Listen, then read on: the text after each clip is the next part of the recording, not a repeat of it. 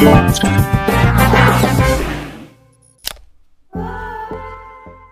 assalamualaikum warahmatullahi wabarakatuh. Hai teman-teman di channel Situs Edukasi. Kali ini kita akan berbagi khusus tentang P3K yang jurusan PGSD atau ndak jurusan PGSD tapi ngajarnya di SD teman-teman ya. Di sini kita akan bahas tentang soal P3K Guru PGSD 2021, yang mana kita akan membahas soal tematik, yaitu ada pembahasan IPA, ada matematika, ada IPS, ada PPKN, dan Indonesia. Ini IPS sebenarnya teman-teman, salah tulis ya, mohon maaf. Nah oke, lalu di sini kita mengacu terhadap sesuai dengan kisi-kisi yang berdasarkan dikeluarkan sama peraturan P3K, yaitu ada 3 kemampuan yang akan kita ujikan pada seleksi P3K tahun 2021 ini, yaitu kemampuan manajerial, kemampuan sosial kultural, dan kemampuan teknis atau pedagogik teman-teman ya. Nah sekarang ini kita akan membahas pedagogik. Kalau kemampuan yang kemarin kayak manajerial itu sudah kami siapkan di link deskripsi, silahkan tinggal ditonton aja teman-teman, sudah lengkap di bawah deskripsi video ini. Begitu juga dengan kisi-kisinya, apa yang dikatakan sama Bapak Nadia Makarin, sudah tinggal dicek aja deskripsi video. Di sana sudah jelas bahwa untuk pembukaan 1 juta guru honor ini sangat komplit dan sudah real. Jadi segera persiapkan diri kita dengan perbanyak belajar materi-materi P3K guru yang sesuai dengan jurusan kita. Oke, rekan-rekan guru SD yang jurusan PGSD, sekarang kita coba bahas ini ya. Kita mulai dari IPA dulu, lalu nanti di tengah-tengah video kami akan berbagi hal-hal penting yang jangan sampai ketinggalan videonya, dan sampai skip juga video ini karena kami akan menyelipkan info-info di setiap 5 menit setiap 5 menit di video ini teman-teman ya. Oke, gimana? Langsung aja deh kita langsung menuju ke pembahasan soal nomor 1. Kita bacakan. Ini indikator soal IPA teman-teman ya. Disajikan kasus peserta didik diminta menentukan model pembelajaran atau pengelolaan kelas atau penggunaan media dalam pembelajaran IPA. Soal nomor 1. Dalam mengawali pelajaran, Pak Mamas Nendar menyampaikan suatu permasalahan guna menggugah dan menimbulkan kepenasaran para siswanya. Langkah tersebut bertujuan untuk mendorong para siswa agar mau mengembangkan kreativitasnya. Langkah yang dilakukan Pak Mas Nendar itu merupakan bagian dari model pembelajaran. Oke. A. Portfolio. B. Scientific. C. Penemuan. Dan D. Autentik. Yuk silakan teman-teman. Yang mana jawabannya? Oke, kita lihat aja. Cek jawabannya adalah yaitu C. Itu disebut dengan pembelajaran penemuan. Kenapa penemuan? Karena di situ sudah jelas teman-teman ya, dijelasin. Di sini dia menyampaikan bahwa menimbulkan kepanasan ya dalam kreativitas, mengembangkan kreativitas para siswa itu, sehingga nanti di sana ada tingkah laku yang menunjukkan behavior sehingga siswa itu menemukan segala sesuatu. Nah ini disebut dengan model pembelajaran penemuan. Jelas ya? Oke, next kita lanjut ke soal nomor 2. Guru bersama siswa merencanakan sebuah kegiatan yang kolaboratif dengan tujuan agar peserta didik memiliki tanggung jawab atas kegiatan yang sudah direncanakan bersama. Dalam perencanaan tersebut dibicarakan mengenai aturan main, alat dan bahan yang digunakan, serta langkah kerja untuk menyelesaikan kegiatan tersebut. Model pembelajaran yang diterapkan oleh guru tersebut adalah A. Cooperative Learning. B. Project Based Learning atau PBL. C. Discovery Learning. D. STA. Yuk silakan teman-teman, yang mana jawabannya untuk soal nomor 2 ini. Oke, kita langsung aja lihat teman-teman guru PGSD. Jawabannya adalah yaitu B. Kenapa jawabannya B, teman-teman? Karena di sini mengacu kita terhadap indikator yang tadi, dan bersama di sini ada aturan main, alat yang digunakan serta langkah kerja menyelesaikan kegiatan itu. Inilah prinsip atau model yang disebut dengan model PBL, Project Based Learning. Dikasih dia project, pekerjaan, lalu dijelaskan cara menyelesaikannya. Oke, jelas teman-teman ya. Oke, ini kita masih di pembahasan pedagogik untuk guru SD, PGSD ya, yang masih mapel IPA. Oke, kita next ke soal nomor berapa nih? Ke soal nomor 3. Siswa dibagikan LKS. Di antaranya terdapat salah satu sebagai berikut. Tarik balon karet dijadikan sebagai penutup botol plastik. Bagian bawah ke arah luar. Apakah ada udara masuk atau keluar? Maka sebelumnya siswa telah membuat alat peraga yang mendukung proses pembelajaran tersebut.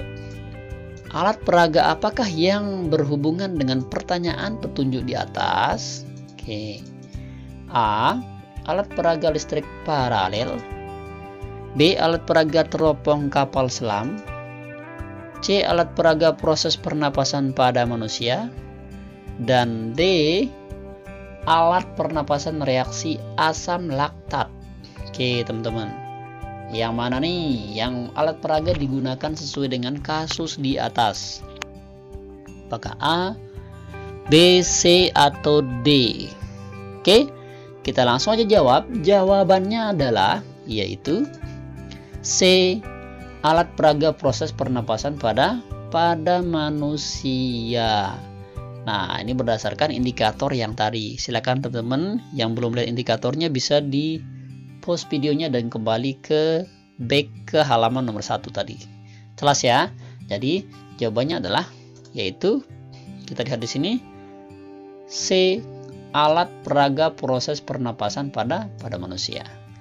Yaps, next kita lanjut ke soal nomor 4. Oke, di bawah ini adalah contoh pertanyaan berpikir tingkat tinggi untuk siswa. Kecuali A.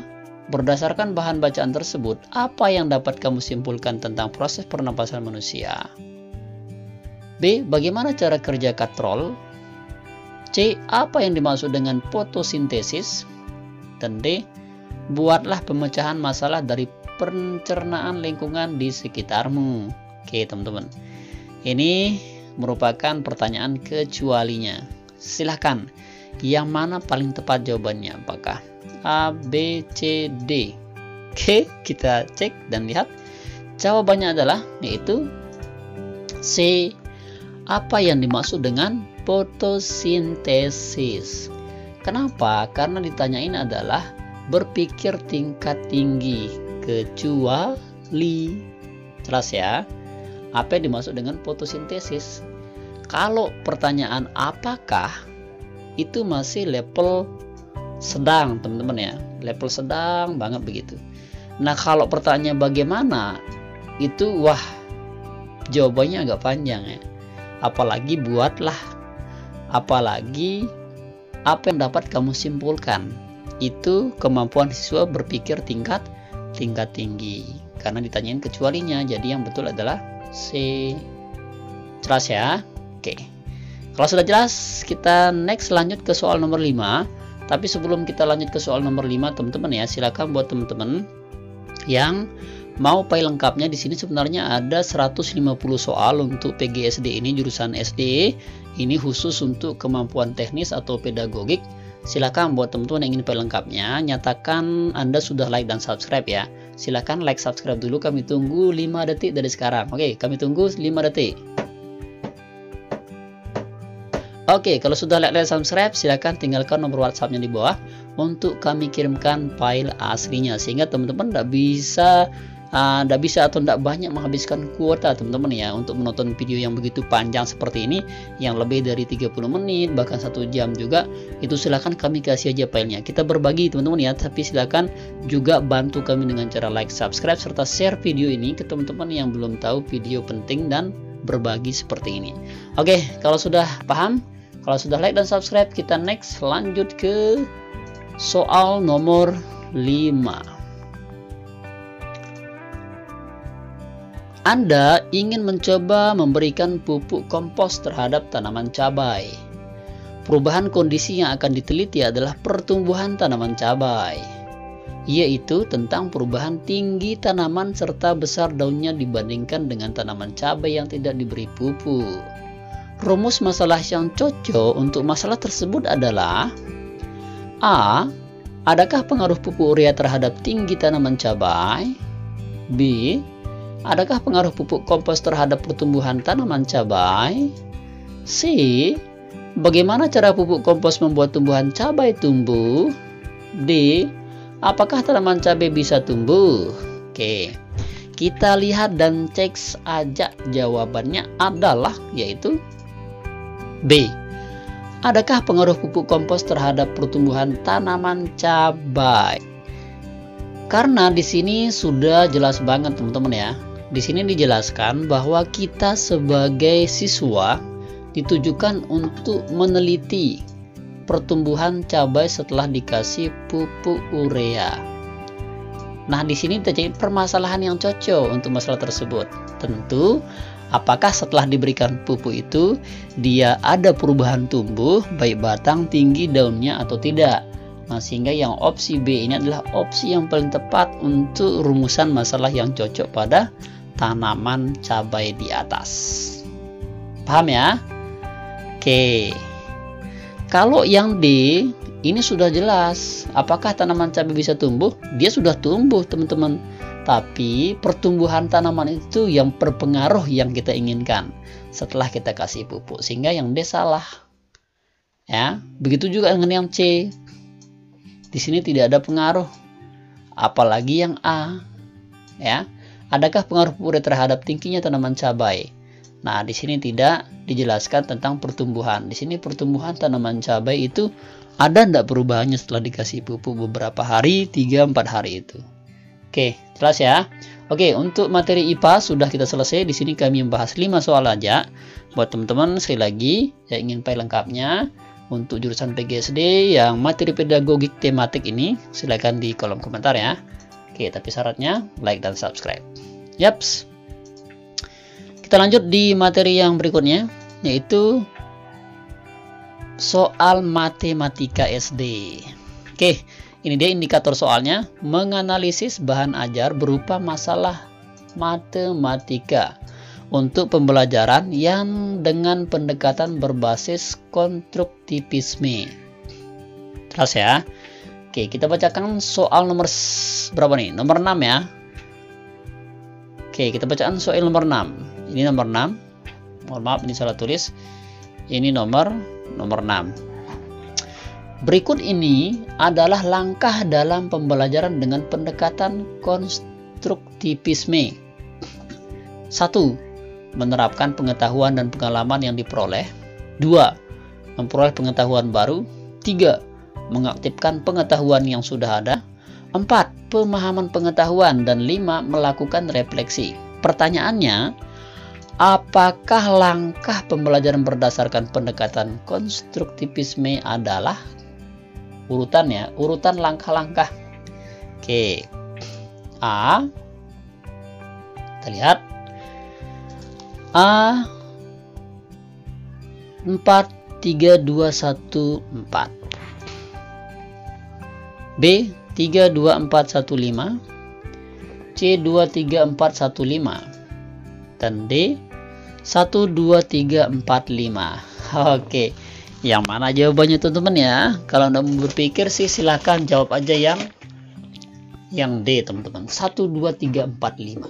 Oke, kalau sudah dan tanpa banyak omong, kita cek saja. Jawabannya adalah B, yaitu 3, 2, 4, 1, 5 teman-teman. Ya, sini dia jawabannya untuk soal nomor 6. Oke, kita lanjut ke soal nomor 7 teman-teman ya. Nah, di sini masih kita membahas yang kompetensi pedagogik bagian matematika. Oke, berikut yang bukan faktor yang menyebabkan siswa mengalami kesulitan belajar matematika adalah: A. Siswa tidak mengalami lambang-lambang yang ada pada kalimat matematika. B. Siswa tidak lancar menggunakan operasi dan prosedur. C. Siswa tidak dapat menangkap konsep matematika dengan benar. Dan D. Siswa tidak memiliki keterampilan untuk menulis. Oke, silakan. Yang mana termasuk kesulitan belajar anak-anak ketika belajar matematika? Oke, buat guru-guru SD saya yakin sudah tahu jawabannya ya.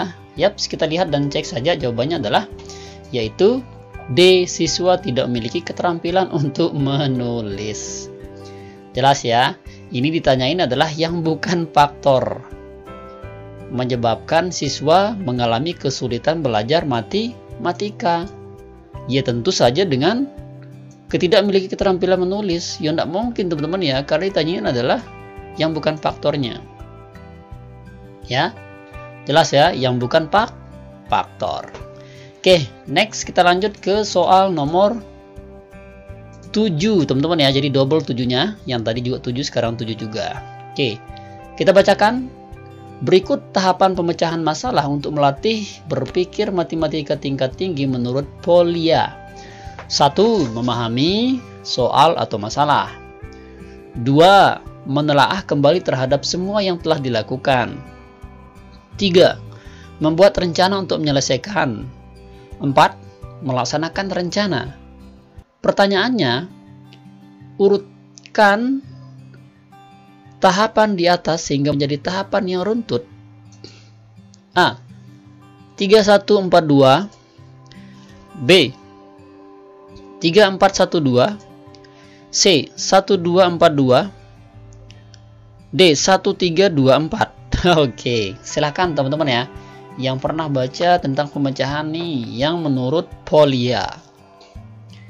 Oke, tanpa banyak bicara, omong dan kita cek, langsung aja jawabannya adalah yaitu C. 1, 3, 4, dan 2. Ini yang menurut Polya. Jelas teman-teman ya, sehingga runtutnya itu benar. Jelas ya? Oke, kalau sudah jelas, next kita lanjut ke soal nomor 8. Ada beberapa hal yang perlu diperhatikan dalam berpikir tingkat tinggi matematika, kecuali A. Menggunakan masalah dunia nyata.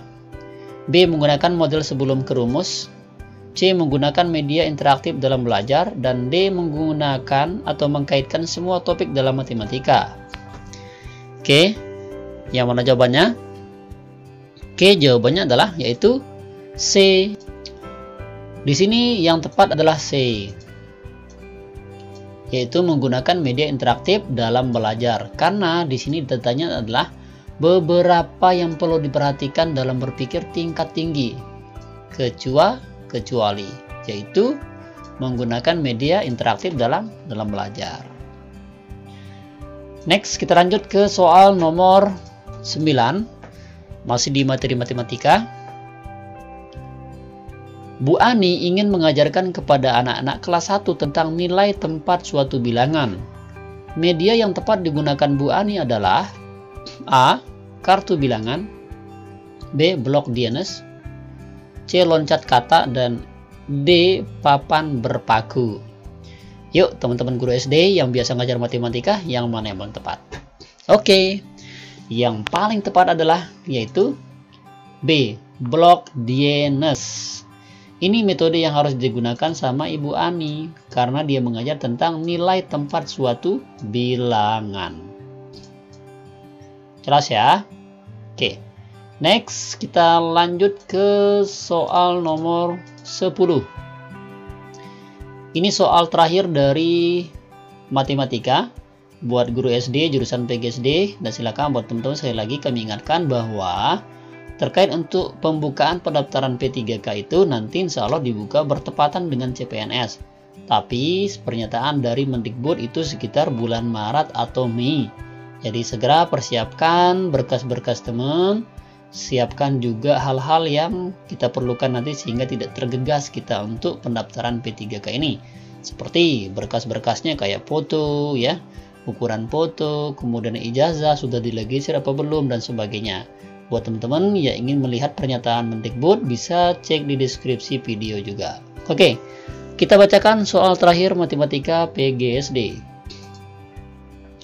Pak Arif ingin mengajarkan cara mengukur luas halaman sekolah dengan satuan meter. Alat peraga yang sebaiknya digunakan supaya pembelajaran menarik adalah A. Pita garis bilangan, mistar, tangga garis. B. Blok DNS, mistar, pita garis bilangan. C. Mistar, uang logam, blok DNS. D. Tangga garis, blok DNS, uang logam. Oke, jelas ya? Yaps, kita lihat dan cek. Jawabannya adalah yaitu A. Menggunakan pipa. Apa yang kita gunakan? Pita garis bilangan, lalu mistar tangga garis. Ini yang digunakan tepat dalam pembelajaran Bapak Arif, sehingga Bapak Arif itu pelajarannya menarik, teman-teman. Jelas ya? Oke. Next, kita lanjut di soal berikutnya, yaitu IPS. Indikatornya menerapkan prinsip-prinsip pembelajaran IPS yang mendidik sesuai dengan karakteristik anak SD. Soalnya, seorang guru selalu memberikan apresiasi atau penghargaan berupa nilai yang baik dan kata-kata yang positif terhadap keberhasilan peserta didik dalam pembelajaran. Hal itu dilakukan karena berdasarkan pengalaman nilai yang baik dan kata-kata positif dapat memberi siswa lebih giat belajar. Guru tersebut telah menerapkan prinsip belajar A. Perhatian dan motivasi, B. Tantangan, C. Perbedaan individual, dan D. Balikan atau penguatan. Oke, yang mana nih guru-guru SD? Apakah perhatian atau B, C, dan D? Yaps, kita lihat dan cek saja. Jawabannya adalah yaitu D. Balikan atau penguatan. Nah, jadi teman-teman kalau mau nih ketika peserta didiknya ingin sukses, giat belajar, dikasih dorongan nih, dimotivasi, ya walaupun dia salah, dipuji saja, itu akan menyebabkan dia berubah dan akan lebih giat belajar lagi. Jadi harus tahu karakter dan kebutuhan dunia anak itu. Oke, next kita lanjut di soal nomor 12. Masih kita bahas IPS, lihat ya indikatornya. Kita bacakan. Dalam situasi belajar, siswa menghadapi suatu tujuan yang ingin dicapai, namun selalu terdapat hambatan, yaitu mempelajari bahan belajar. Timbullah motif untuk mengatasi hambatan itu, yaitu dengan mempelajari bahan belajar tersebut. A. Perhatian dan motivasi, B. Tantangan, C. Perbedaan individual, D. Balikan atau penguatan. Ini beda kondisi lagi teman-teman ya, beda dengan soal nomor 11 tadi. Oke, kita lihat dan cek jawabannya. Yang paling tepat adalah yaitu B. Tantangan. Ini kita memberikan tantangan terhadap peserta didik kita, yaitu dengan menimbulkan motif, ya, motif untuk mengatasi hambatan-hambatan sehingga bisa dilalui sama peserta didik itu sendiri. Oke, jelas ya? Oke, kalau sudah jelas, kita lanjut di soal nomor berapa nih? Nomor 13. Prinsip umum yang diperhatikan dalam pemanfaatan media pembelajaran IPS adalah A. Guru harus menggunakan media secara aktif. B. Dalam satu pembelajaran, guru harus menggunakan satu media. C. Persiapan yang cukup dalam menggunakan media. D. Penggunaan media harus dapat memperlakukan siswa secara aktif. C. Ini yang ditanyain adalah bagaimana kita melakukan prinsip umum untuk pemanfaatan media pada pembelajaran IPS. Apakah A, B, C, atau D? Oke, kita lihat dan cek jawabannya adalah yaitu D. Penggunaan media harus dapat lakukan siswa secara aktif. Itu prinsip umum dari media untuk kebutuhan pelajaran IPS, IPA maupun pelajaran yang lainnya. Oke, next kita lanjut di soal nomor 14. Guru ingin mendesain kelompok belajar dan menggunakan media untuk menyampaikan materi IPS ke kelas 6 tentang kerusakan ekosistem. Jika media harus sesuai dengan indikator yang sudah ditetapkan, yaitu menganalisa dampak kerusakan ekosistem akibat ulah manusia, maka apakah media pembelajaran yang sebaiknya digunakan oleh guru ketika mengajar? A. Gambar kerusakan alam, gambar binatang buas, kartu tanya atau buku ajar. B. Video kerusakan alam akibat bencana alam seperti tsunami, angin topan, dan gempa bumi. C. Video akibat kerusakan lingkungan seperti penebangan pohon sembarangan, pemburuan liar binatang yang dilindungi, dan penggunaan pestisida yang berlebihan. D. Pemberian tabel checklist yang berisi pernyataan mana yang termasuk dampak kerusakan ekosistem dan pemeliharaan ekosistem oleh manusia. Oke, ini digunakan sebaiknya ketika mengajar itu yang mana? Yaps, kita lihat dan cek aja jawabannya. Yang paling tepat adalah yaitu C. Video akibat kerusakan ulah manusia seperti menebang pohon sembarangan, pemburuan liar yang melindungi, dan penggunaan pestisida yang berlebihan. Ini yang paling tepat, teman-teman. Jelas ya? Untuk soal seperti ini, jadi yang tepat adalah yaitu C. Oke, next kita lanjut di soal nomor 15. Kemampuan awal atau prasyarat yang dimiliki siswa sebelum mempelajari kompetensi dasar mendeskripsikan gejala atau peristiwa alam yang terjadi di negara tetangga adalah: A. Mendeskripsikan gejala alam yang terjadi di Asia Tenggara.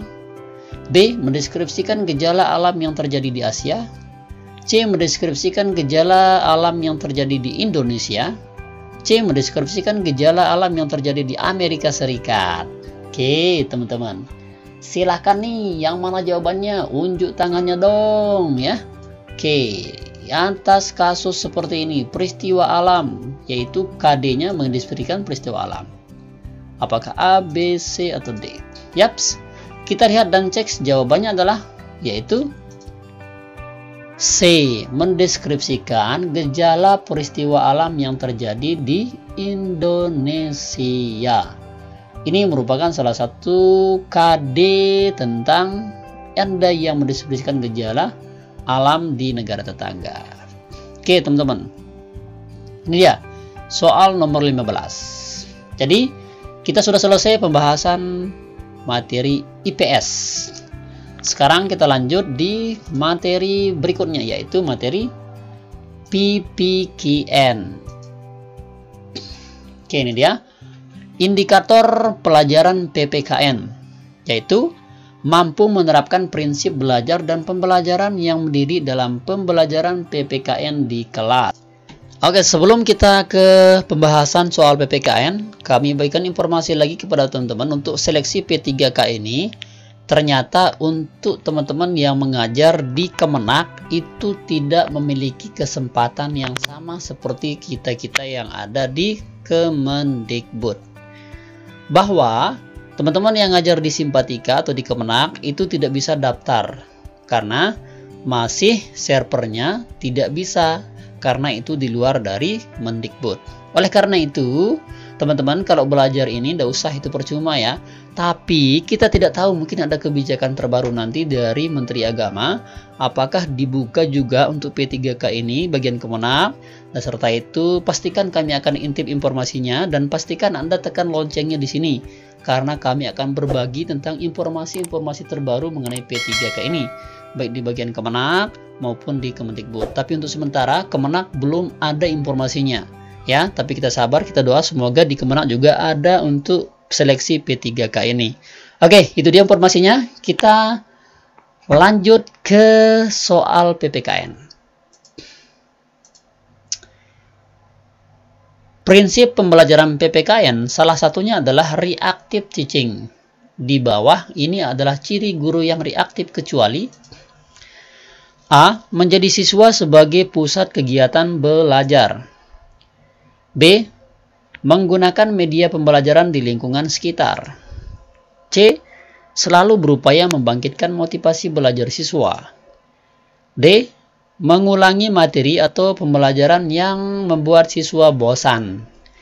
Oke, kita lihat. Cek untuk soal pertama PPKN, yaitu jawabannya adalah yaitu D.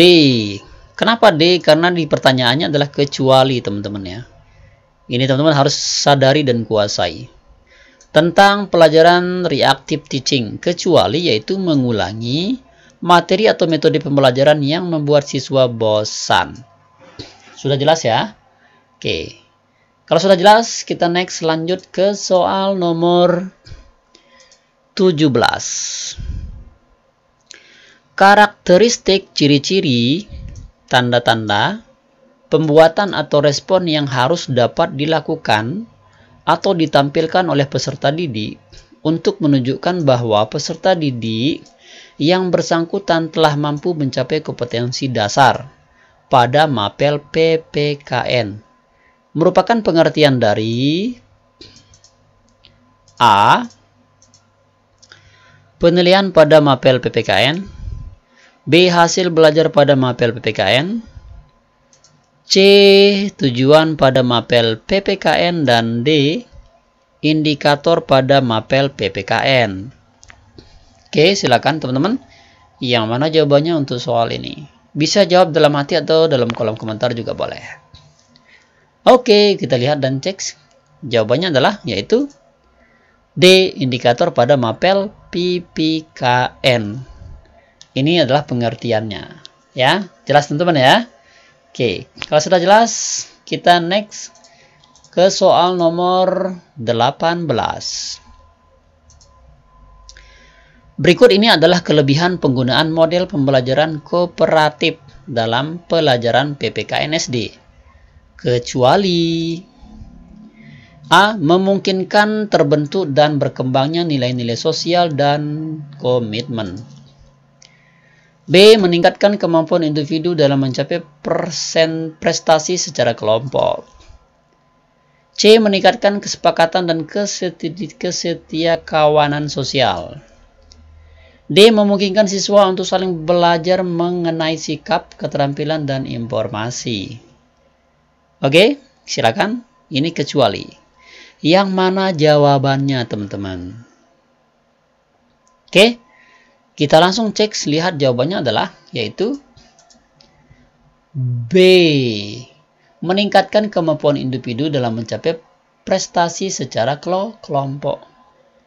Ini merupakan yang bukan kelebihan penggunaan model pembelajaran kooperatif dalam PPKN.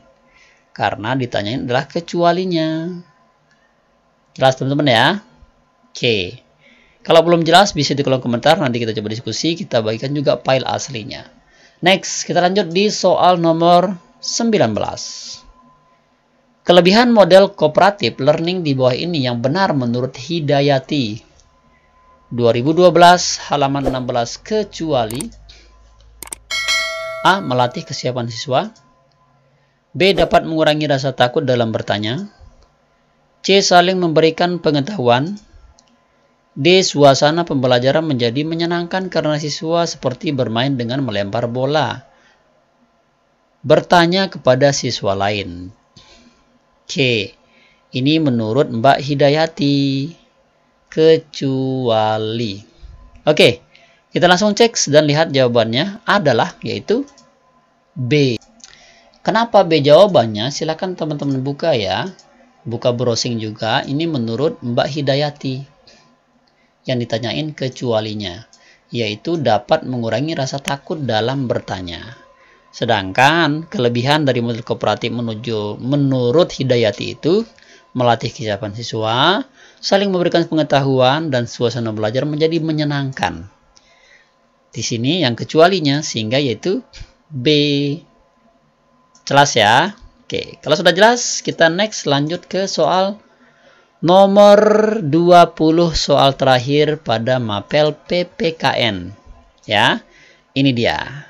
Lanjut kita di pembelajaran bahasa Indo setelah kita selesaiin nomor 20 ini. Oke, kita bacain. Pada ulangan PPKN, Agnes pada semester akhir mendapatkan nilai 85. Dan nilai yang didapat Agnes tersebut termasuk ke dalam nilai A. Kinerja, B. Produk, C. Proses, D. Formatif. Oke, yang mana jawabannya? Oke, Mbak Agnes Monica ini teman-teman ya, lumayan nilainya 85 ketika SD dulu. Oke, kita lihat dan cek jawabannya adalah yaitu B. Produk.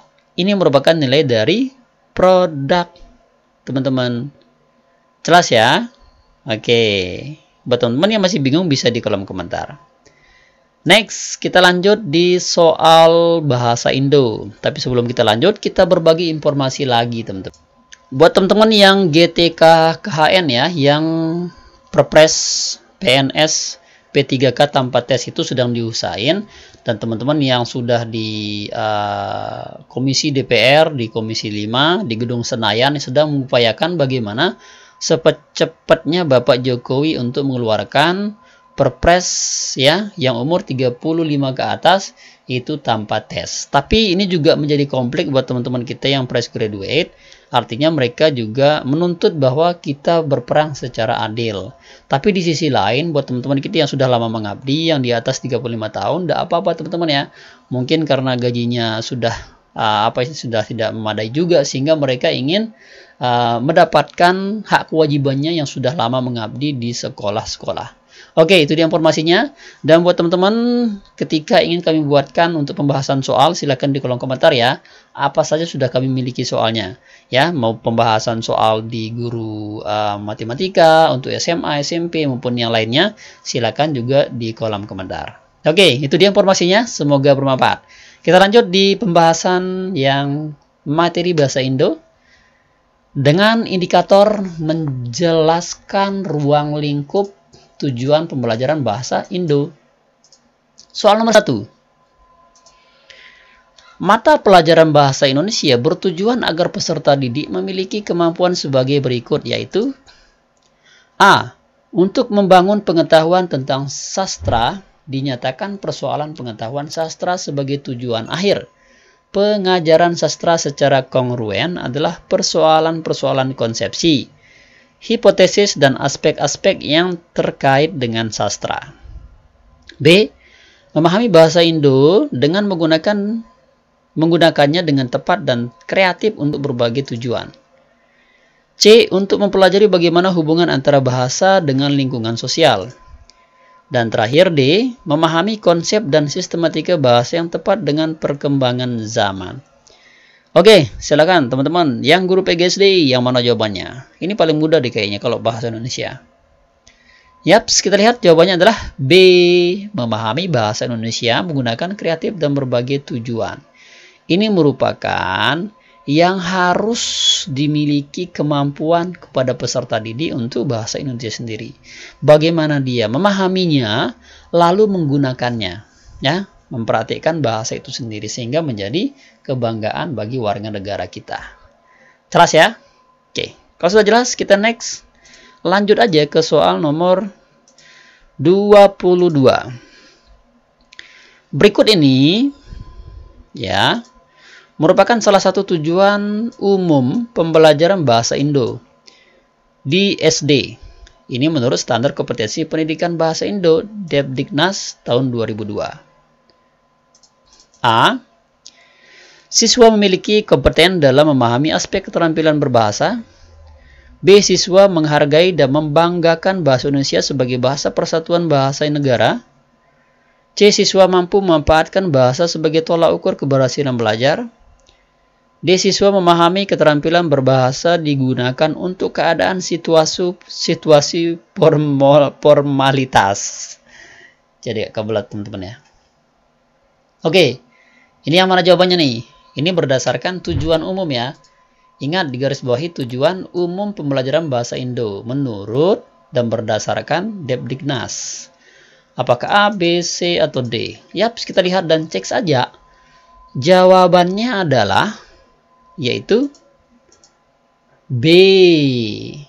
Siswa menghargai dan membanggakan bahasa itu sendiri sebagai bahasa persatuan dan bahasa negara. Ini tujuan umum bahasa Indonesia karena ditanyanya adalah tujuan umumnya. Tentu B. Bagaimana kita menghargai bahasa itu, membanggakannya, dan mengakuinya sebagai bahasa persatuan bahasa di berbagai pulau di 34 provinsi. Jelas ya? Oke, kalau sudah jelas kita next. Lanjut ke soal nomor 23. Tujuan pembelajaran bahasa adalah A. Mengajak siswa berkomunikasi baik secara lisan maupun tertulis. B. Agar siswa dapat memiliki pengetahuan tentang teori bahasa sesuai target. C. Mempersiapkan siswa untuk mampu melakukan interaksi yang bermakna dengan lingkungannya. D. Agar siswa memperoleh nilai maksimal dalam pengetahuan bahasa. Oke. Yang mana jawabannya nih? Ini tujuan ya, bukan tujuan umum kayak tadi. Tujuan pembelajaran bahasa Indo. Oke, kita lihat saja nih teman-teman. Jawabannya adalah yaitu C. Mempersiapkan siswa untuk mampu melakukan interaksi yang bermakna dengan lingkungan. Oke. Kenapa sih jawabannya? Karena di sini sudah jelas. Tujuan pembelajaran bahasa. Bagaimana dia mampu melakukan interaksi, berkomunikasi dengan orang maupun di sekitarnya atau masyarakat. Kalau yang A itu secara tertulis dan ada secara lisan, tapi dia tidak mampu. Di sini belum kata sempurna ya, belum mampu menginteraksikan untuk bahasa tujuan bahasa itu sendiri. Sedangkan yang B ini masih teori, kemampuan kognitif. Bukan termasuk bahasa, karena bahasa itu kan kita tahu sendiri bahwa skill ya, bukan knowledge. Persis seperti teman mau mempelajari naik sepeda. Jadi belajar naik sepeda itu bukan kognitif teman-teman, tapi kemampuan motorik yang harus diperhatikan dan butuh praktik pun juga dengan bahasa itu. Harus sering dipraktikkan. Yang pernah belajar bahasa Inggris, saya rasa paham dengan ini. Oke, next. Kita lanjut ke soal nomor 24. Membawa anak-anak kelas rendah berkeliling di sekitar lingkungan sekolah.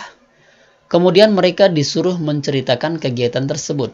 Tergolong teknik. A. Bermain peran. B. Pemberian tugas. C. Dramatisasi. D. Karya wisata. Yuk teman-teman. Yang mana jawabannya untuk kasus pembelajaran seperti ini? Ini bahasa Indo ya.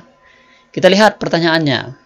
Pertama, dia disuruh keliling di sekitar kelas lingkungan sekolah. Setelah itu, mereka disuruh sama bapak guru menceritakan kegiatan tersebut. Ini teknik apa namanya? Apakah A ini bermain peran? Kayaknya enggak teman-teman ya. B. Pembagian tugas. Kita amankan. C. Dramatisasi. Iya kalau dia sampai kejar-kejaran ya kayak Romeo Juliet. D. Karya wisata. Karya wisata kan kalau biasa keliling jauh nih. Ini kan sekitar sekolah. Tapi di sini ditanyain tekniknya. Oke, kita lihat aja nih biar enggak penasaran. Kita jos saja lihat biar tidak ada dusta di antara kita. Apakah masnya betul apa saya yang betul gitu ya. Jawabannya adalah yaitu dredeng D, karya wisata. Loh mas, kata mas tadi katanya kalau yang teknik pariwisata itu harus keluar menuju di pariwisata. Enggak teman-teman, karena dia lingkupnya sekolah, bukan lingkupnya secara umum. Kalau secara umum iya mungkin ini salah, karena di sekolah itu bukan termasuk berwisata, harus dia keluar di tempat pariwisata yang resmi.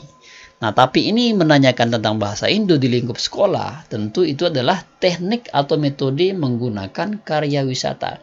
Diajak dulu keliling, mengamati lingkungan di sekitar, lingkungan kehidupan di masyarakat, lalu itu dianalisis dan disampaikan dan diceritakan di depan kelas. Itu adalah teknik karya wisata. Jelas ya? Oke, mantap. Next, kita lanjut di soal nomor 25. Saya rasa ini soal nomor terakhir teman-teman ya, soal nomor 25 ini. Dan kembali kami ingatkan lagi buat teman-teman. Teman-teman, ini adalah soal daripada jurusan PGSD, jurusan SD yang tematik ya. Mulai dari IPA, IPS, Matematika, PPKN, dan Bahasa Indo. Buat teman-teman yang ingin versi lengkapnya, ini tebal banget sebenarnya, tapi tidak mampu saya print. Silakan kami kirimkan file PDF-nya saja. Ya. Tinggalkan nomor WhatsApp-nya di bawah. Tapi ya, jangan lupa syaratnya like, subscribe, komen dan share. Ya, LSCS. Jangan lupa di-like dulu. Kami tunggu ya. Sudah like? Bagus. Subscribe. Tunggu dari detik. Oke, bagus. Sekarang apa ini? Komen ya, silakan di komentar di bawah dengan cara Anda nyatakan sudah subscribe beserta nomor WhatsApp Anda untuk kami kirimkan file aslinya. Setelah itu baru teman-teman share ke media sosial, di Facebook, di WhatsApp, di Instagram, biar teman-teman juga bisa mendapatkan pahala kita bersama ketika banyak manfaatnya bagi banyak orang. Oke, itu dia teman-teman ya. Dan kita langsung bahas soal terakhir, nomor 25. Untuk dapat melaksanakan penilaian pembelajaran bahasa Indonesia dengan baik, perlu juga diketahui prinsipnya. Secara umum, penilaian harus A. Subjektif, terpisah, terbuka, bersifat mendidik. B. Objektif, bersifat mendidik, terbuka, bermakna, menyeluruh. C. Subjektif, rahasia, berkesinambungan, bermakna, bersifat mendidik. D. Objektif, rahasia, berkesinambungan, kesesuaian, berorientasi pada tujuan. Yuk teman-teman, silahkan dijawab pada kolom komentar untuk soal nomor 25 ini. Kenapa? Untuk melihat keseriusan teman-teman dalam menghadapi seleksi P3K tahun 2021 ini. Dan saya doakan semoga teman-teman yang menjawabnya pada kolom komentar bisa mendapatkan nilai yang bagus nanti. Lancar rezekinya, tetap sehat selalu, murah rezeki, serta tentu dilindungi oleh Allah Subhanahu wa Ta'ala. Oke, kami tunggu di kolom komentar ya. Dan jangan lupa sertakan nomor WhatsApp-nya untuk kami kirimkan filenya dan nyatakan Anda sudah like dan subscribe. Oke, itu dia. Dan mungkin ada kekurangan di video ini. Mohon maaf atas kekurangan dan semoga bermanfaat tentunya. Dan jangan lupa share sebanyak-banyaknya ke teman-teman Anda. Oke, thanks for watching. Dan silahkan juga request video yang ingin kami buatkan. Sukses dan berkah bersama edukasi. Thank you, syukron. Sekian, assalamualaikum warahmatullahi wabarakatuh.